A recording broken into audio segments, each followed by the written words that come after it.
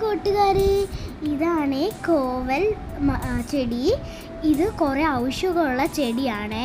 ഇത് നിങ്ങൾക്ക് യൂട്യൂബ് നോക്കിയാൽ കാണാൻ പറ്റും. ഇത് നമ്മുടെ വീട്ടിൽ വളരുന്ന ഒരു ചെടിയാണ്.